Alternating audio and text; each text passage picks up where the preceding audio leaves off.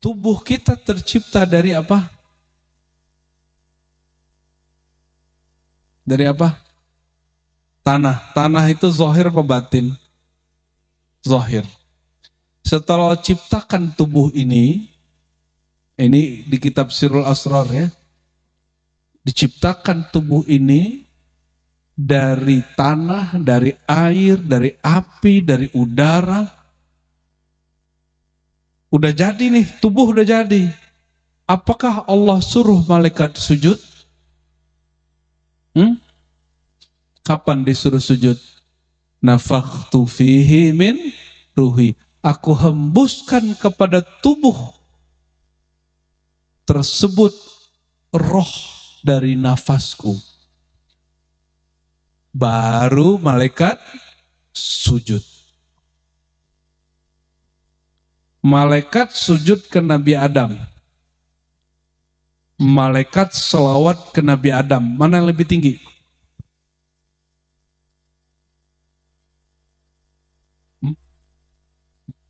Waduh. Malaikat sujud ke Nabi Adam. Ini pertanyaan saya salah mungkin. Malaikat selawat ke Nabi Muhammad. Amal malaikat mana yang paling tinggi? Ya iya Nabi Muhammad Sallallahu Alaihi Wasallam. Jadi malaikat yang sujud ke Nabi Adam, ternyata sujud itu ritual ibadah tidak lebih tinggi daripada ritual ma'rifat. Ritual ma'rifat namanya sholawat. Maka siapa yang berzikir isim zat, isim jalalah, tidak ditutup dengan sholawat, pasti terbakar dia. Makanya kalau coba lihat, ikhwan nih, sudah baiat, sudah talqin, tapi kok tambah emosi, kok merasa paling suci, karena dia zikirnya kebanyakan, sholawatnya kurang. 18.000 tahun zikir tidak pernah sholawat, makanya dia sombong. Nyambung? Connect? Nah, Allah tiupkan ruh. Ruh itu ditiupkan dari rohku. Rohku itu dalam ilmu hakikat yang dibuka Syekh Abdul Qadir Jilani, itu disebut Abu Ruh. Abu Ruh itu Ahmad. Ayahanda ruh atau ummur ruh Muhammad Sallallahu Alaihi Wasallam. Maka ruh kita ini semua adalah pecahan atau turunan dari ruh Sayyidina Muhammad Sallallahu Alaihi Wasallam. Jadi lebih tua Nabi Adam pada Nabi Muhammad secara rohani. Rohnya. Kalau tubuhnya tetap Nabi Adam. Jangan salah ya. Kalau rohnya, maka dalam semua kitab maulid Sayyidina Muhammad disebut Al-Ab Al-Akbar Al-Ab Al-A'zam. Ya, seorang sahabat, ya namanya siapa? Kutham, siapa namanya? Ditanya. Beliau ini lahir sebelum Nabi 5 tahun. Jadi dia menyaksikan waktu Abrahah masuk ke Mekah. Sahabat ini, hadis Imam Tirmizi, hadis yang sahih. Apa pertanyaannya? A'anta akbar am Rasulullah sallallahu alaihi wasallam? Engkau lebih akbar. Apa terjemahan akbar? Ada namanya Bang Akbar di sini? Ada namanya Akbar? Ikut demo ya? Apa-apa. Yang penting sampaikan aspirasinya ya. Akbar. Apa arti akbar? Besar. Apalagi? Tua. Yang paling tepat akbar itu tua kalau untuk manusia. Ya, kalau bukan akbar ukuran badan, bukan. Jadi sahabat lain nanya, engkau lebih tua dari Muhammad atau siapa? Jawaban beliau apa? Adapun lahir, aku lebih dulu. Tapi kalau tua, Muhammad SAW lebih tua dariku. Fa Rasulullah SAW akbar minni. Itu sahabat mengerti ilmu ma'rifat. Ya, sallallahu alaihi wasallam. Kita masuk ke kitabnya, kayaknya udah gak sabar nih ya. Beliau mengatakan, mata yasihhu lisalik, kapan seorang murid, seorang salik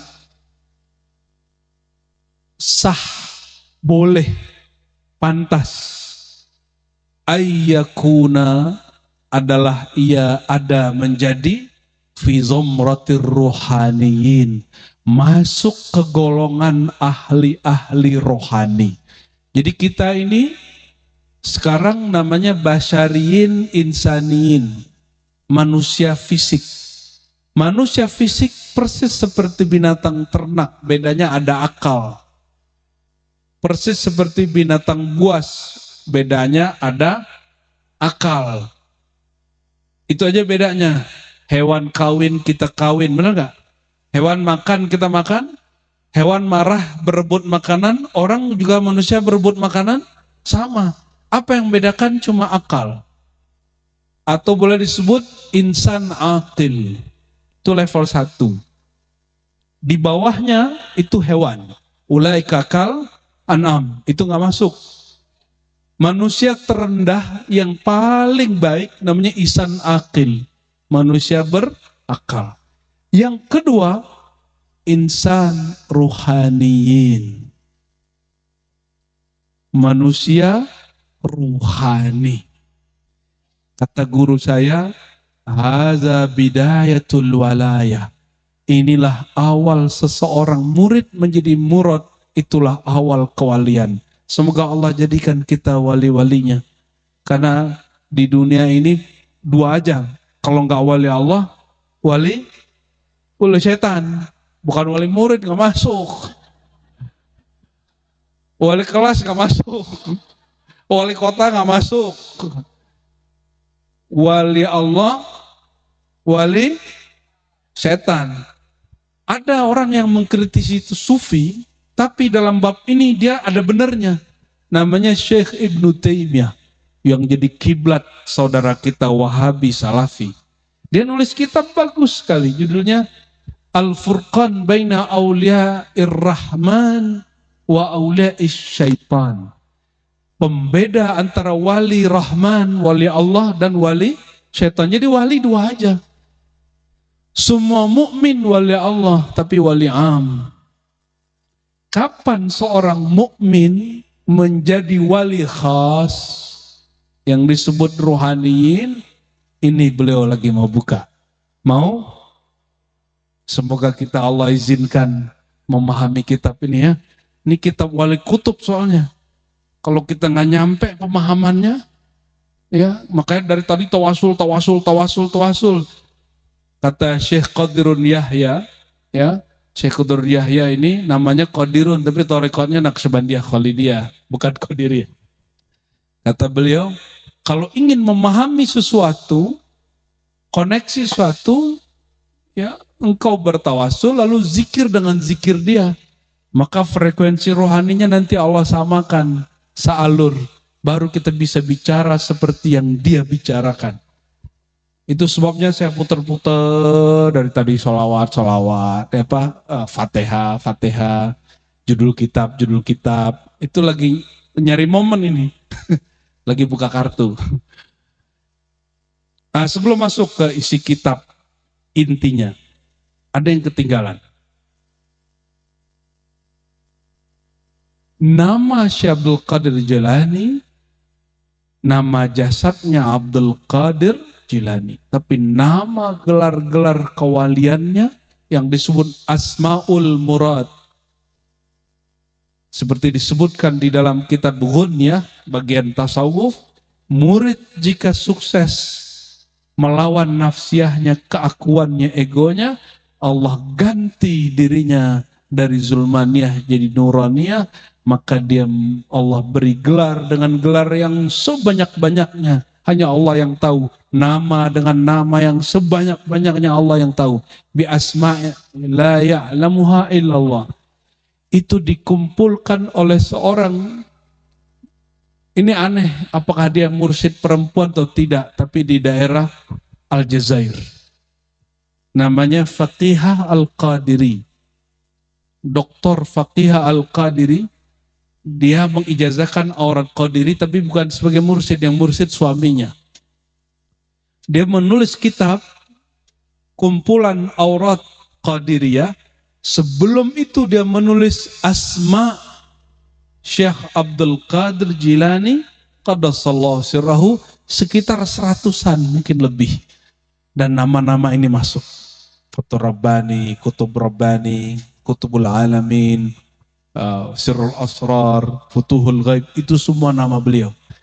Dan dengar-dengar ada orang Sunda, wallahualam masih hidup atau tidak, dia setiap hari memfatihahkan, mentawasuli Syekh Abdul Qadir Jilani qaddasallahu sirrahu per nama. Ya, saya lupa itu orang di Tasik apa di Garut. Mungkin itu kali rahasianya tanah Pajajaran ini ya.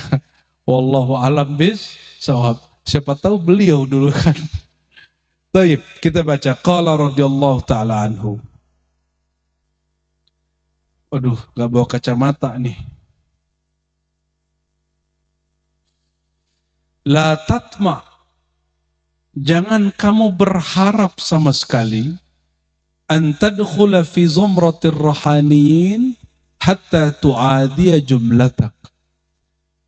Engkau berharap menjadi makhluk rohaniyin,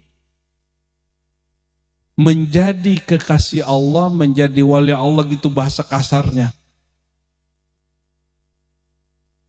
Hatta tu'adiya jumlatak, sehingga kamu memusuhi dirimu yang zahir ini semuanya. Melawan dirimu yang nafsiyah ini, yang ego ini semuanya. Mulai dari ujung rambut sampai ujung kaki. Wa tubayina jami'al jawarih wal a'dha. Lalu engkau ngambil jarak dari keinginan-keinginan rendah daripada anggota-anggota tubuhmu. Kalau perut lagi bunyi, pengennya apa? Makan. Ingatnya makan gitu ya. Gitu. Kalau lagi rindu, pengen ketemu gitu ya. Kalau ngantuk, itu paling disuka itu ya. Baru zikir la ilaha illallah. Hilang. Taunya sudah tawajuh. Sudah salawat Hashimi dia sadarnya. Allahumma sholli ala Muhammad wa ala ali Muhammad. Tapi masih mending. Kenapa masih mending? Dia tertidur waktu tahlil. Ada yang tertidurnya sebelum tahlil, itu yang berat ya. Jadi ini kabar gembira yang tertidur lagi tahlil. Insyaallah husnul khotimah. Serius. Syekh Rajab Dib An-Naqsyabandi, Mursyid Naqsyabandi Allah yarham, meninggal waktu 2016-17. Beliau mengatakan ada satu nikmat namanya an-naum fi dzikr. Wah. Tidur di dalam ya nanti, tapi itu rahasia bapak-bapak kalau lagi khotbah. Kalau ada khotbah Jumat, bapak-bapak pakai ilmu itu semua. Rahasia kita Pak ya, berangkat dari rumah kayaknya soleh. Istrinya bilang, aduh soleh bener suamiku. Tahu-tahu, assalamualaikum warahmatullahi wabarakatuh. Selesai azan, innal hamdalillah. Dia baca bismikallahumma ahya wa amut. Ya, itu gawat, itu susah tuh, gak tahu husnul khotimah apa enggak itu. Jadi tertidur dalam zikir tuh nikmat. Waktunya dipendekin Allah. Kenapa orang bisa tertidur? Karena gelombang otak dia melambat, tenang. Ketenangan itu yang buat dia tertidur. Makanya dulu guru kami, mursyid kami melarang bangunin orang lagi tertidur ke zikir.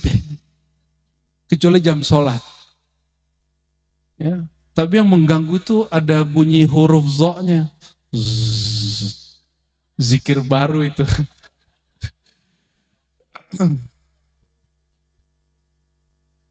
Apa kata beliau? Kamu ngantuk, kami malas. Jangan diikutin, lanjutin zikirnya. Lagi mau zikir, pengen rebahan. Lagi mau zikir, pengen ngerokok. Pengen zikir, mau buka handphone. Itu taruh semua. Itu yang disebut tubayin jami'al jawari wal a'dha. Dunia nyata ini mesti kita talak dulu sebentar.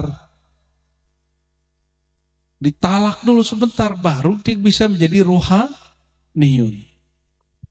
Ya. Orang mati punya mata enggak? Tapi dia memandang. Kenapa dia mati tidak bisa memandang? Karena yang memandang bukan mata. Siapa yang memandang? Ruh. Jadi jangan khawatir.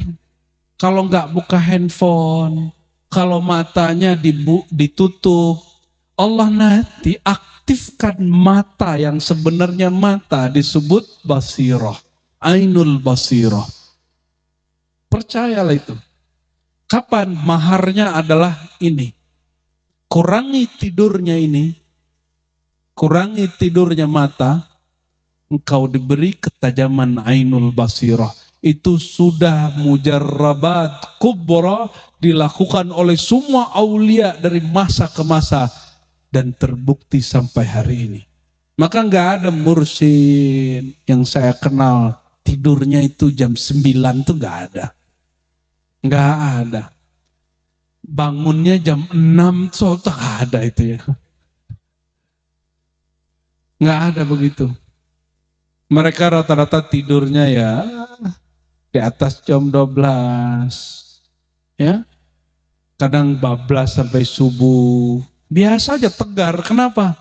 Gelombang otaknya sudah tenang dengan nama Allah Subhanahu. Jadi orang-orang yang sudah tenang dengan zikrullah, kenapa mereka kurang tidur? Tidur itu gunanya supaya mendapatkan ketenangan otak. Lalu otak kita melakukan restorasi. Para aulia itu kenapa hafalannya nggak hilang-hilang walaupun badannya melemah? Karena dia melakukan restorasi setiap kali zikir. Kalau ikhwan TKN melakukan itu ba'da sholat, berarti antum melakukan itu 5 kali sehari minimal.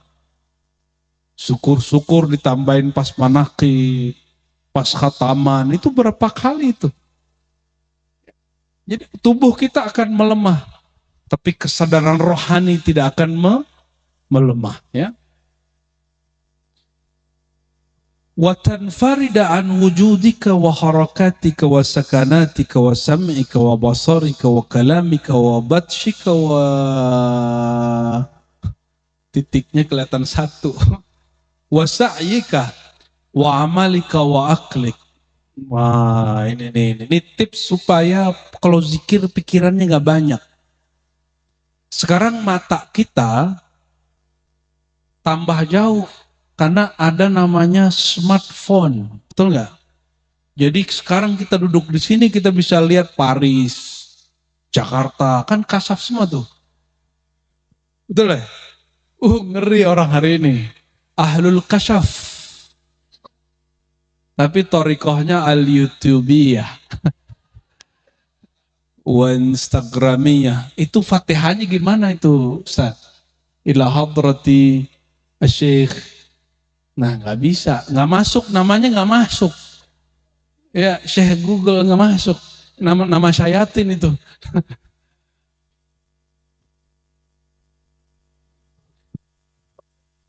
Dulu di masa beliau ada handphone nggak? Nggak ada. Ada TV? Nggak ada. Saya masih ingat dulu yang mentalkinkan saya Thariqat Qadiriyah pertama kali di Sumatera Barat, namanya Abuya Hasan Basri. Beliau umur saya masih 11 tahun. Ya, alhamdulillah umur 11 tahun teman-teman asik main kelereng bagundu. Kita main gundu kolbu. Alhamdulillah, tembakin terus sama guru. Alhamdulillah. Kata beliau dulu kita kan TV. Ada yang nonton Satria Baja Hitam nggak dulu? 212. Iya betul ya. Wiro Gila, Wiro Sableng. Apa si buta? Ah, ternyata kita seumuran semua. Ternyata aku gak kesepian di sini ya. Ada orang seumuran kita di sini. Kata guru kita dulu apa? Sekarang guru-guru ini, murid-murid ini sudah digantikan oleh guru kotak katanya. Saya bingung guru kotak itu apaan? Ternyata TV. Oh, tapi beliau ngomong dulu, nanti guru kalian lebih kecil dari ini. Bisa dibawa kemana-mana. Kita nggak ngerti kan, belum tahu ada handphone saat itu. Kejadian hari ini. Jadi aulia Allah itu, karena dia dengan ainul basirah, pandangannya itu diperpanjang. Melihat sesuatu sebelum terjadi. Ya, semoga para guru kita Allah berkahi ilmu-ilmunya, Allah cahayai kuburan-kuburannya, amin ya rabbal, sehingga al-madad mengalir terus kepada kita, amin ya rabbal alamin. Kata beliau, hendaklah engkau tanfarid, engkau memisahkan diri, ya, atau infirat, ya, keluar dari wujudmu. Jangan merasa wujud. Jadi kalau nggak disapa orang, nggak ada harga orang, ya sudah. Kita ini wujudnya mumkinul wujud dalam akidah Ahlussunnah. Apa arti mumkinul wujud? Boleh jadi ada, boleh jadi tidak. Pada dasarnya kita tidak ada wujud. Lalu Allah wujudkan dengan kudrat iradatnya, kalamnya kun, maka kita menjadi ada, fayakun. Berarti al-aslu fina khair mawjud, kita awalnya tidak ada. Maka Imam Abu Yazid Al-Bustami, Junaid Al-Baghdadi, lalu diulang oleh Ibnu Ta'ilah Sekandari. Apa kata mereka semua? Wujuduka dzanbun la yuqasu alaih. Engkau merasa dirimu berwujud, kamu punya nasab, kamu punya jabatan, kamu punya gelar wakil ini, wakil itu, kamu dapat sanad ini, sanad itu, ijazah ini, ijazah itu, mimpin majelis ini, majelis itu, jabatan, semua itu zanbun, itu dosa. Merasa sedikit saja dosa. Ini yang dosa yang gak disadari. Itu yang mesti diulang-ulang di istighfar kita harusnya. Wujuduka dzanbun la yuqasu alaih. Itu tidak dapat dikiaskan, saking dosanya besar. Yang boleh wujud itu hanya Allah, wajibul, maka kita ini mumkinul wujud, hanya diwujudkan. Maka merasa diri ini wujud boleh dengan satu syarat, bahwa wujudnya adalah limpahan dari yang maha wujud, baru boleh. Orang yang merasa wujudnya limpahan dari Allah, wajibul wujud, baru itu wujuduka thawabun wa nurun. Wujudmu adalah pahala, derajat dan nur. Hujan lagi.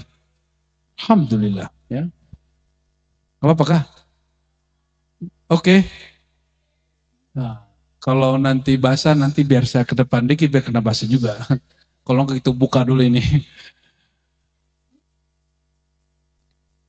Waharokatika, keluarlah dari gerakmu, jangan merasa punya jasa. Saya yakin pergerakan yang sudah diwariskan beliau, ini sudah banyak yang punya dedikasi dan jasa. Betul nggak? Tolong jangan merasa punya jasa. Kata Syekh Abdul Qadir Jilani, diulang lagi oleh Ibnu Ta'ilah, tanda-tanda orang diterima jasanya, dia merasa tidak berjasa. Adamu syuhudil amal, dia tidak memandang dia berjasa. Jangan ngomong, aku ini sudah udah jadi sesepuh majelis sekian tahun, jangan ngomong begitu. Ada sedikit bahasa begitu, Anda kecewa. Hati mulai sakit, perpecahan mulai semua. Kita lagi jalan nih, kan di baju kita kan nggak ada tulisan kan, Fulan pengurus 15 tahun, nggak ada kan? Jadi kalau orang nggak kenal sama kita kan nggak apa-apa. Orang ketemu kita dia nggak salaman, dia nggak tahu ini orang baru datang nggak ngargain kita. Bukan dia nggak ngargain, dia tidak kenal kamu. Rasulullah itu kalau jumpa, jangankan pejabat penguasa, jumpa Arab Badui nyapa duluan. Ini baru berkhidmat berapa tahun udah pengen disapa duluan. Nabi ketemu Arab Badui tidak terdidik. Apa kata Nabi? Wahai saudaraku. Ya, malah ditawarin macam-macam. Nih, kamu mau makan apa? Malah kemudian Nabi nanya, kamu percaya nggak aku Rasulullah? Si Arab Badui lihat, kalau pohon itu bisa kamu pindahin ke sini, aku percaya kamu Rasulullah. Betulan Nabi panggil pohonnya, karena pohon itu baca salam ke Rasulullah. Assalamualaikum ya Rasul. Lalu itu pohon tidak punya kaki, boleh jalan kaki. Sallallahu alaihi wasallam. Keluar dari merasa berjasa. Wasakanatika, keluar dari zona aman, ngantuk tidur kurangi, makan lapar makan kurangi makannya. Ini kalau ingin bagus qiyamul lail mujahadah, kurangi makan nasi. Ya, nanti kalau bikin mujahadah kurangi porsi nasi, karena nasi itu karbo, isinya gula. Itu yang bikin darah kita beku, kita jadi ngantuk, males-malesan. Akhirnya baru zikir sebentar udah pengen ke belakang, pengen buang air kecil. Ya, jadi siapapun yang punya tugas bikin khataman, kalau bisa banyakin yang nabati-nabati yang lain, direbus-rebus. Ya, tapi yang rebusnya cari dulu, jangan yang bikin kentutnya besar. Jadi nabat ini tidak semuanya juga aman untuk para ahli wirid. Dulu sebelum Greek namanya Pitagoras. Pitagoras ini pengikut Nabi Sulaiman. Dia melarang muridnya makan hewan, tapi tidak hanya hewan, nabati yang bersifat kacang-kacangan. Kenapa? Kacang-kacangan bikin gas perut dan gas kentut. Jadi baru aja duduk, ada sesuatu yang bergerak, akhirnya batal. Ya, kurang itu. Terus bagusnya apa? Kalau kata orang Jawa, tirakat mutih. Mutih itu bukan makan nasi, tapi ngerowot. Pernah dengar ngerowot nggak? Makan jagung.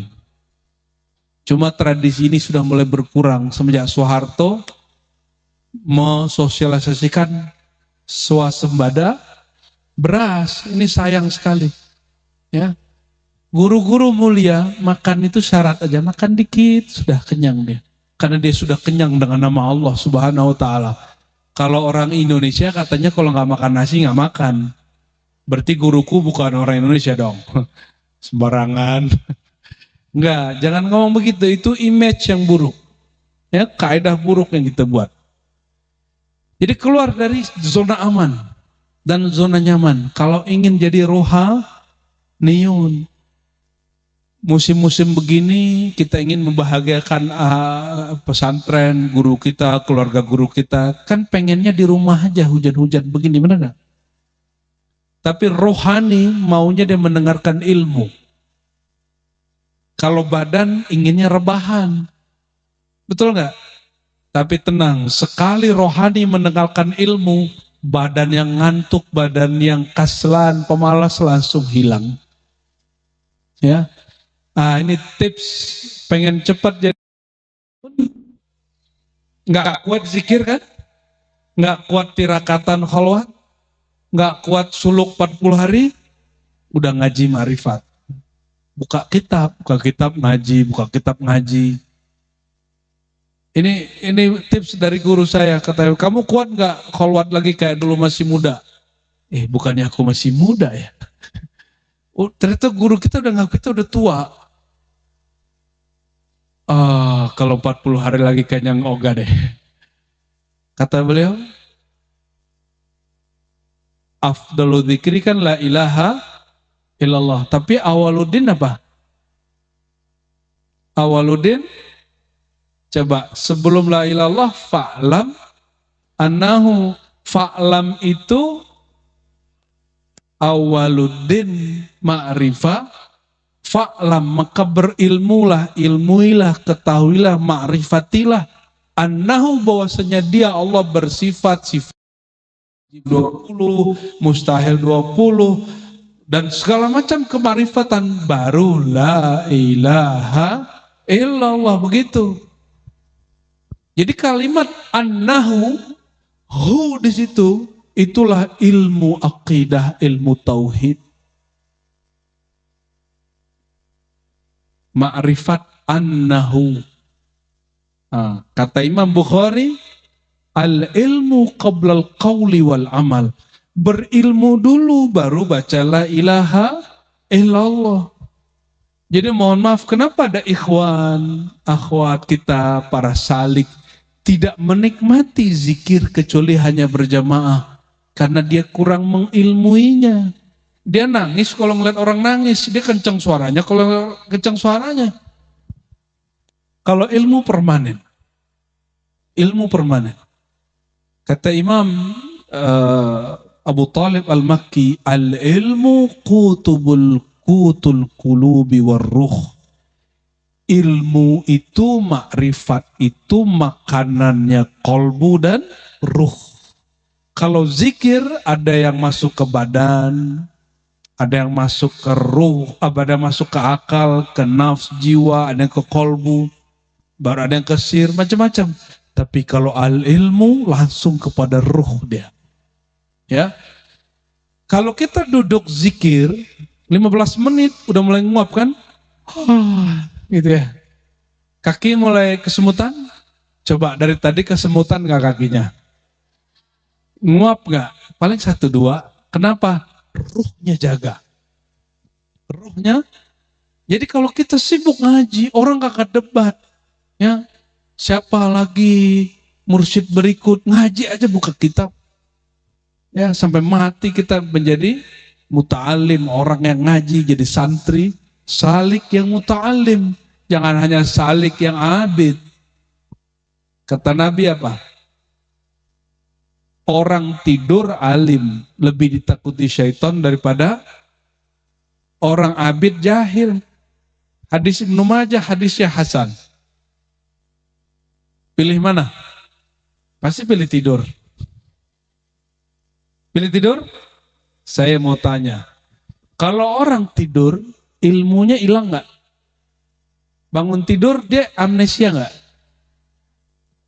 Kalau orang ahli ibadah tapi jahil, tidur, dia bisa sholat nggak? Orang jahil tidur. Nyambung? Dihitungnya tidur apa ibadah? Tidur. Kalau dia bangun tidur, dapat pahala nggak tidurnya?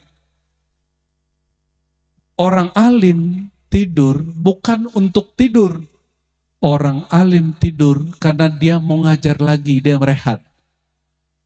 Imam Syazili ngomong gini ke muridnya, wahai muridku, aku mau wiridan.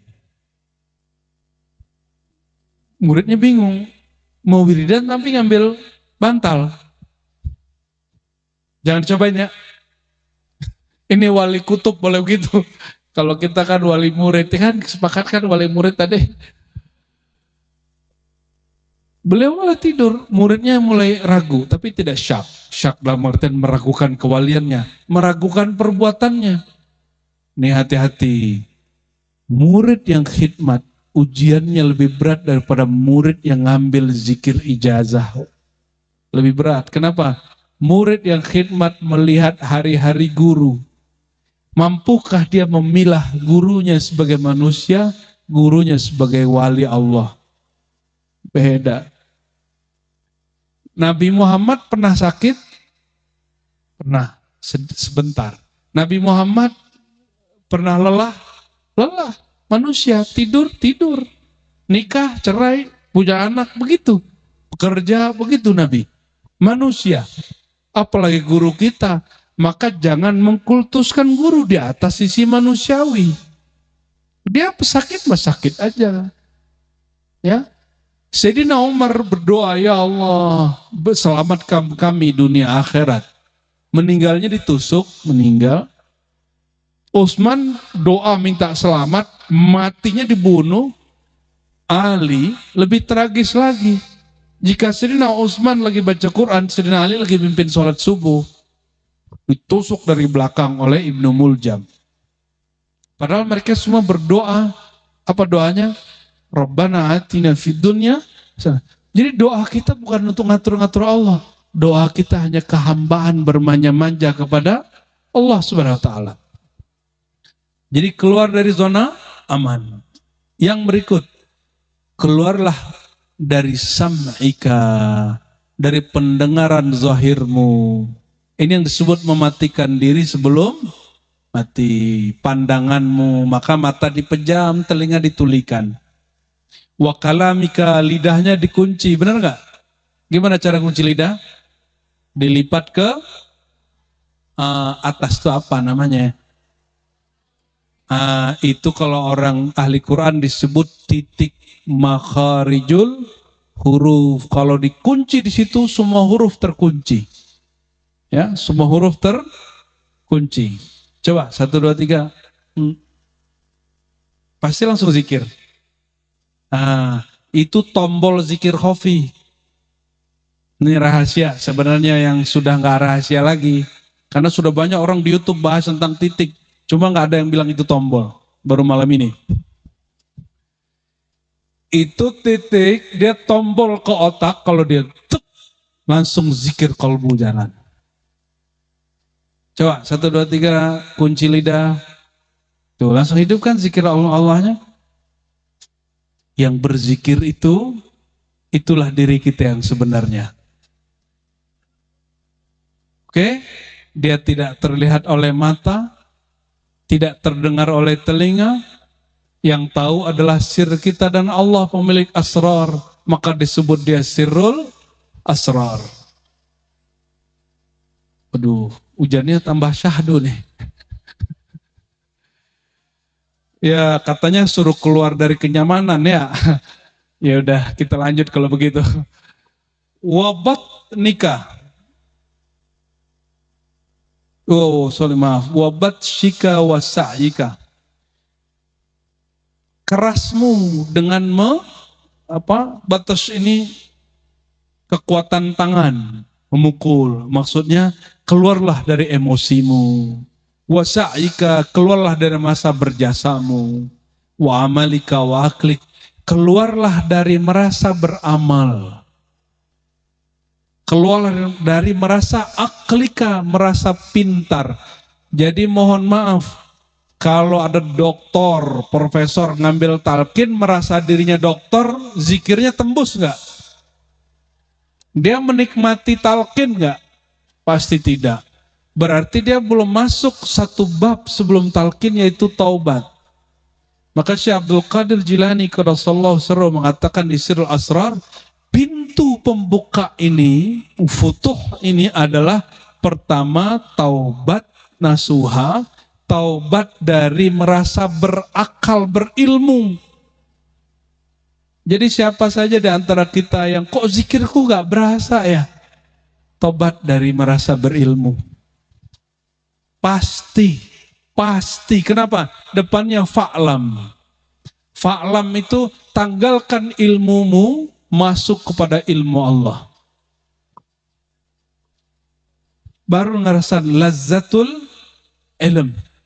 Dan lazzatul ilm, lezatnya ilmu mengenal Allah itu lebih lezat dari orang menikah malam pertama. Serius. Orang malam pertama paling 1 jam, 2 jam udah capek. Kalau lezatnya makrifat ilmu, orang bisa mulai dari ba'da isya sampai subuh nggak berhenti ngaji. Itu kami buktikan. Habis subuh lanjut lagi ngaji sampai siang.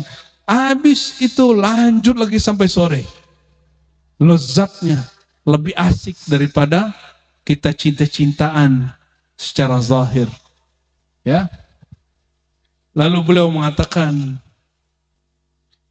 wa jami' ma kana minka qabla wujudir ruh fika wa ma awjada fika ba'da nafikhir ruh.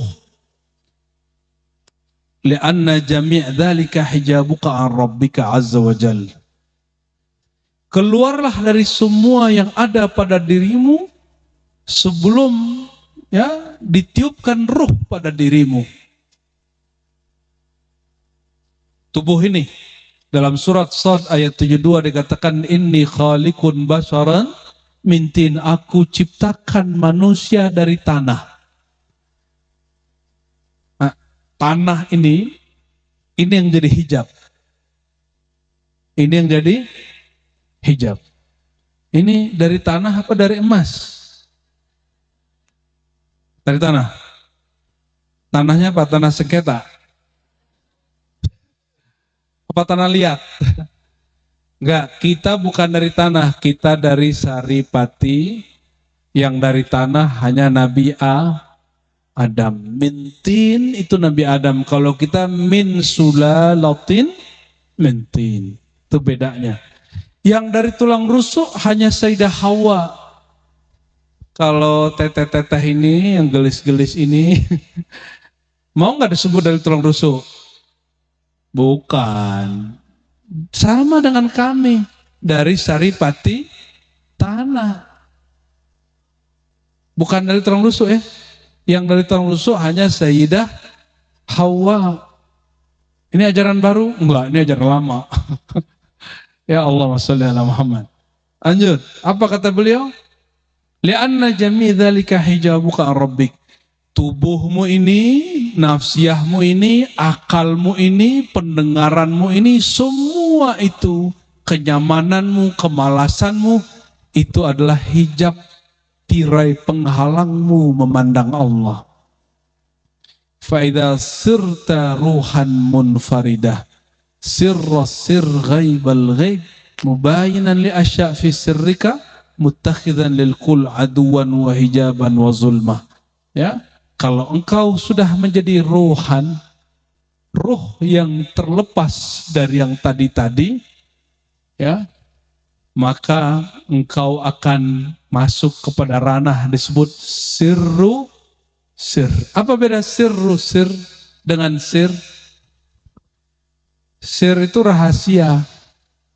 Sirru sir, rahasia di balik rahasia. Ada lagi sirrul asrar, beda lagi. Nah, itu kembali aja ke kitab Sirrul Asrar nanti paham ya. Kita baca lagi kitab berikutnya sedikit lagi, paragraf sedikit lagi.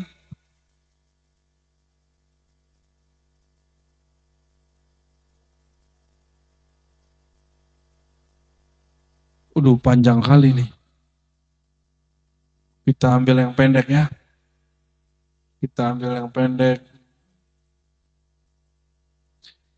Fala faj'al anta jumlataka wa ajza'aka asnaman ma'asairil khalq.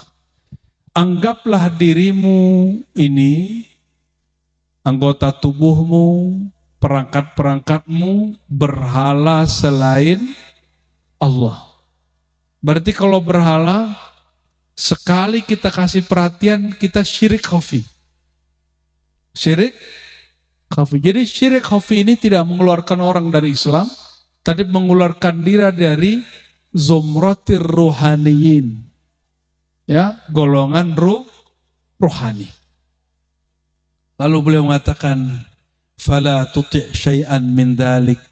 Semua organ lembaga-lembaga dirimu yang tadi, pendengaranmu, penglihatanmu, perutmu, emosimu, syahwatmu, jangan pernah ikuti sama sekali. Mungkin nggak ngerjain begini tanpa mursyid? Jadi ngerjain gue ini mesti ada mursyid. Kalau enggak lama-lama jadi bullshit. Sudah banyak ya yang datang ke kita jadi Imam Mahdi. Jadi kalau kita tulis tuh daftar Imam Mahdi yang datang ke Ribat itu sudah 20 lebih. Yang lucunya ada Imam Mahdi perempuan. Loh, Imam Mahdi kan laki-laki, imam kan? Harusnya Mahdiyah toh. Yang paling mengerikan ada datang ke kita terus bilang, kamu adalah suami sejatiku. Wahai pangeranku Mahdiku. Loh, aku diangkat jadi Imam Mahdi. Kalau kita diangkat jadi Imam Mahdi, dia siapa? Kalau ada orang angkat Imam Mahdi, berarti dia lebih tinggi dari Imam Mahdi dong. Perempuan lagi, mengerikan. Itu namanya cinta bermodus kemahdian. Allahumma sholli ala sayyidina Muhammad. Kita yang tadi takjub sama cantiknya, jadi ngeri, jadi takut.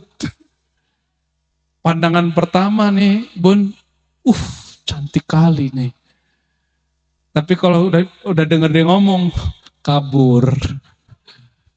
Allahumma sholli ala Muhammad. Lalu beliau mengatakan, ini yang paling inti. Fala tuti' syai'an min dzalika wa la tattabi'hu jumlatan. Karena pangersa Abah sudah mengurai khalwat suluk menjadi amalan ba'da sholat, maka semua ikhwan, akhwat, TKN adalah pengamal suluk khalwat yaumiyan, hari-harian, yaitu setiap ba'da sholat. Ya, mirip dengan guru saya dulu yang mentalkin tarekat Qadiriyah Samaniyah, kata beliau, suluknya kita bukan di gunung, bukan di kelambu, kata beliau dulu, tapi setiap ba'da sholat lalu bergabung dengan ramainya orang, al-khalwah fi jalwah, berkhalwat bersama Allah di keramaian makhluk. Itu bahasa beliau. Sepertinya itu manhajnya pengersa Abah. Ya. Jika engkau melakukan melawan nafsiyah dirimu yang tadi tuh, mata pengen tidur. Kalau zaman sekarang lain, mata ingin melirik ke dia, lirik nggak? Nah, maunya mata ngelirik yang bening-bening ya, aqua. Mata maunya melihat yang buka aurat. Kalau kita manjakan, ini syaitan bicara nih. Hadisnya dhaif, dipakai orang untuk hal yang benar. Lakan nazratul ula. Bagimu pandangan pertama. Ada kan hadisnya? Hadisnya dhaif. Jadi pandangan pertamanya lama-lamain taat, gitu kata orang ke kita. Jadi kalau mata ini ingin melirik sesuatu yang Allah tidak izinkan meliriknya, lawan dia. Setiap kali orang menahan untuk melihat yang haram dari mata ini, Allah buka pandangan basirahnya.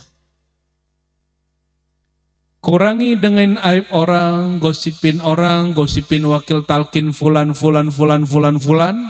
Kan ada juga fulan yang begitu kan, yang kayak tadi. Gak usah dibicarain, udah jelas salah kok. Ini namanya apa? Mematikan telinga. Barulah Allah kasih pendengaran batin. Baru bisa mendengar. Kalau ziarah ke pengarsa Abah, insya Allah bisa dengar isyarat. Dan itu bukan syaitan, bukan halu. Kenapa? Karena ininya sudah bersih, nggak ada nodanya. Mohon maaf, kalau kita taruh sesuatu di sini, atau mohon maaf, yang nggak pernah bersihin telinganya berbulan-bulan, itu kalau ngomong kita harus gak teriak-teriak dikit kan? Sebenarnya Abah itu kalau ada orang ziarah atau orang Fatihah, itu belum berkalam sesuatu. Apalagi di malam-malam Jumat, itu wali-wali Allah, bahkan orang mukmin biasa, mereka dapat izin berkumpul. Seperti disebutkan dalam kitab Ar-Ruh. Kalau wali Allah bebas, karena wali ini di atas syuhada. Syuhada ahya'un inda rabbihim, hidup di hadapan, di sisi Allah. Kalau wali di atas itu, Maka wali kita fatihain nyampe, hadir dia. Dan dia pasti berkalam, apa kalamnya? Istaqim, istiqomahlah nak. Ya, tubu ilallah, tobat, jangan putus asa, jangan ikut-ikutan ribut, jangan ikut-ikutan dengerin gosip. Kalau gosip orang torikot kan nggak ngurusin yang nggak ngurusin partai, ngurusinnya apa? Ngurusin wakil-wakil. Murid ngomongin guru kan lucu. Kayaknya dia pengen semakom kali. Hati-hati, itu yang membuat zikir khatam manakib menjadi keruh. Sayyidina Abu Hurairah ketika dia bikin majelis setiap malam Jumat, dalam hadis yang sahih disebutkan, hadis Imam Muslim, dia katakan, siapa yang hari ini punya maksiat silaturahimnya diputus. Ada sahabat bilang, saya wahai Sayyidina Abu Hurairah. Kata beliau, ukhruj ya, sil rahimak. Sambung dulu silaturahimmu berbalik. Kenapa? Malaikat rahmat tidak jadi turun asbab kamu. Ya. Jadi mohon maaf sekali, mohon maaf ya. Banyak majelis-majelis zikir torekom, zikir sholawat itu rusak, keruh karena yang masuk tidak membersihkan lisannya, pendengarannya, pandangannya sebelum masuk. Hati-hati, hati-hati benar. Jadi sudah benarlah kalau mau masuk kita taubat dulu ya, astaghfirullah. Dan beliau mengatakan ya, kalau engkau tidak mengikuti dirimu yang zahir ini, egomu, nafsumu, fahina idzin tu'min alal asrar wal ulum alladuniyah, ta'man ya, fahina idzin ta'man alal asrar wal ulum alladuniyah ma'as wa gharaibiha. Di saat itulah engkau baru menjadi orang yang amanah untuk menerima rahasia-rahasia Allah. Jadi kalau kita ini suka ngomongin orang, baru dapat rasa sedikit kita ceritain ke orang. Tapi kalau orang yang bisa lisannya dijaga, pendengaran dijaga, dia merasakan suatu, menyaksikan ruh ini hadir, dia nggak perlu cerita ke orang. Cukup dia simpan di dalam dirinya. Kalaupun cerita hanya kepada gurunya. Bukan cerita ke teman. Nanti temannya ngayal. Wah, kenapa ya dia bisa melihat aku enggak? Itu sedih loh ya. Betul nggak? Tahu-tahu yang dilihat bukan rohaniah, nuraniyah, tapi ruhaniyah, syaitoniyah. Nauzubillah summa nauzubillah. Orang kalau sudah sampai begini, yaridu ilaika at-takwin, baru kamu dikasih sirkun fayakun. Di saat itu baru terjadi kharqul adat. Ya, karomah-karomah itu mudah kata beliau. Yang paling sulit itu melawan diri. Kalau kharqul adah mudah. Ini contoh, ini bagian penutup, ya, bagian penutup. Kita diganggu orang. Ini ahli zikir nih. Pulang khataman, manakib, ahli zikir. Pulang pakai mobil. Di stop orang. Ingin dijarah orang. Di saat ingin diganggu orang, datang nih silsilah Syekh Abdul Qadir Jilani. Padahal belum tentu beliau. Nawarin. Mau gak kamu? Itu gak ganggu kamu, aku habisin. Jawabnya gimana? Mau, ya kan?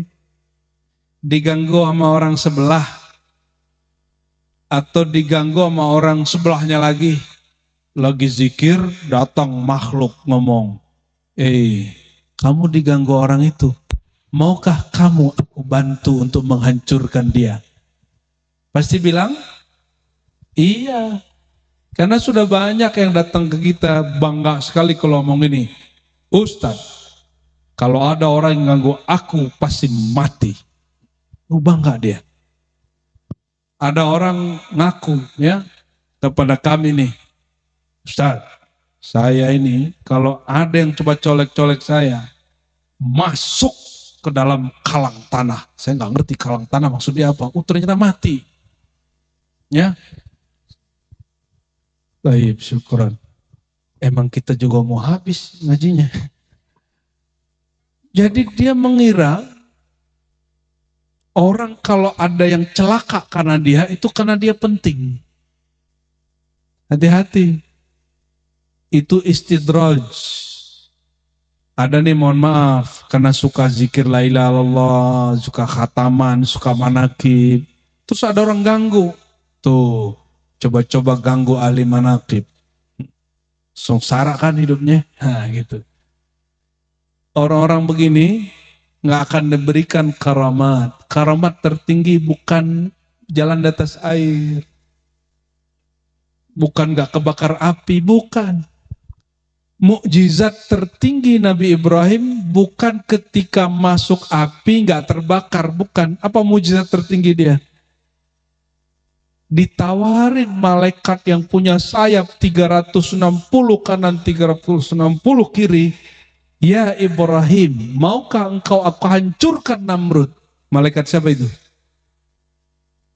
Yang punya sayap 300 kanan 300 kiri, malaikat siapa? Jibril. Maukah kamu, ya orang yang melempar kamu ke api ini, aku hancurkan dia, satu tebas habis tuh. Ini mukjizat tertingginya keluar. Bukan dibakar api, nggak terbakar, tuh standar itu. Di Banten juga banyak tuh. Saya punya guru debus, pakai tarekat, namanya tarekat Rifaiyah. Tarekat Mutabaroh juga tuh. Cuma di tarekat Mutabaroh sekarang nggak ada tuh latihan debus tuh nggak ada. Apa kata Sina Ibrahim? Ibrahim, ini maumu apa mau Allah? Ini mauku. Sudah, balik. Yang aku mau hanya Allah. Dari dasar itulah keluar kalimat yang sampai hari ini sakti diurang di Quran. Hasbiyallah wa ni'mal wakil. Di riwayat yang kedua di Sahih Bukhari, hasbunallah wa ni'mal. Itulah mukjizat tertinggi Sayyidina Ibrahim. Saat ada orang bisa dihancurkan cukup dengan kalimat iya, hancur, dia nggak hancurin.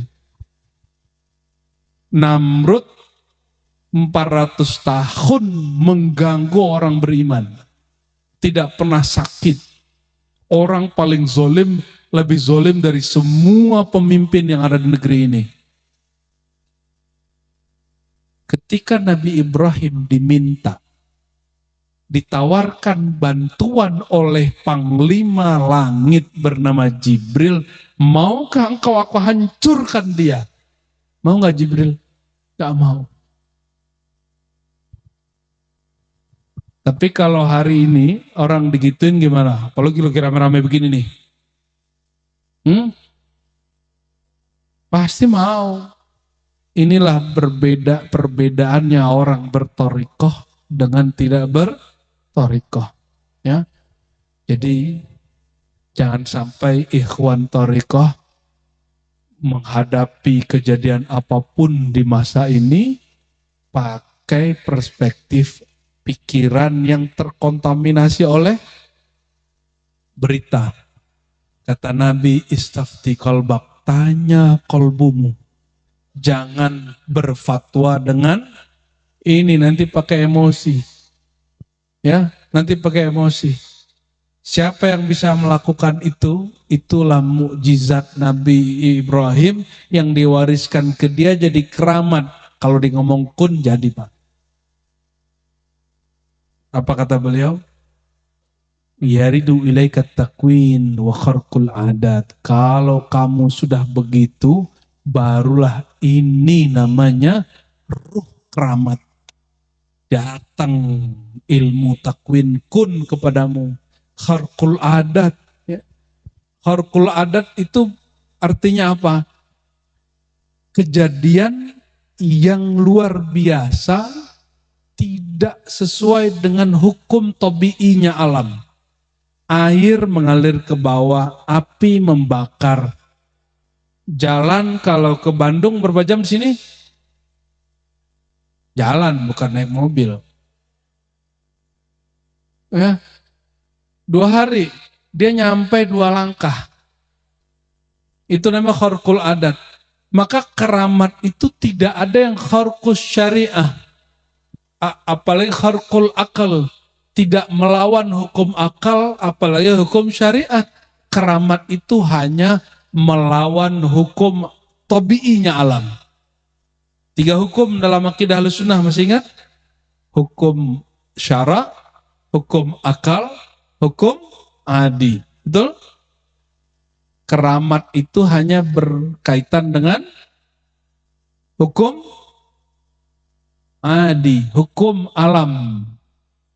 Maka kalau ada wali merobek hukum syariat, dia wali syaitan. Dia bilang sholat gak wajib, terus dia bisa jalan di atas air, itu wali syaitan. Ya, dia orangnya debus, itu wali syaitan. Kenapa? Dia melanggar hukum syariat. Karena mahar dia bisa melanggar, mendapatkan kesaktian itu dengan menghina syariat. Ya,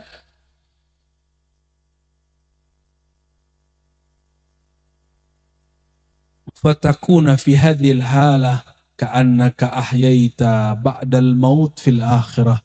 Inilah yang disebut engkau mati sebelum mati. Tapi ada tambahannya, ahyaita ba'dal maut atau uhyita ba'dal maut fil akhirah. Engkau dihidupkan kembali sebelum dihidupkan di alam akhirat sana. Saya masih ingat Buya Hamka dulu pernah datang ke sini ya. Buya Hamka dari kampung kami, ayahnya pendiri Muhammadiyah di Sumatera Barat. Beliau, ayahnya ternyata punya ayah lagi, kakeknya Buya Hamka itu mursyid 3 thariqah. Naqsyabandiyah, 3 thariqah. Jalurnya ke Sayyid Ahmad Zaini Dahlan. Dan juga ada satu lagi Qadiriyah ya, 4 thariqah berarti. Tapi ayah penijazah dia nggak pakai. Dia sibuk mengkritisi para mursyid yang terjebak bid'ah. Ayah dia, Haji Rasul namanya. Maka Buya Hamka tidak sempat mengambil talqin baiat zikir kepada ayahnya, apalagi kakeknya. Kapan dia dapat talqin zikir? Ketika dia jadi ketua MUI di sini, di Indonesia. Maka beliau dikasih tongkat oleh Abah, ya, betul ya, kasih tongkat oleh Abah. Saya dengar dari orang yang thiqah mengatakan setelah ditalkin oleh Abah, beliau menyebutkan tiadalah Hamka kecuali hampa. Itulah mati sebelum mati, dan dia hidup lagi menjadi orang-orang akhirat yang hidup di dunia.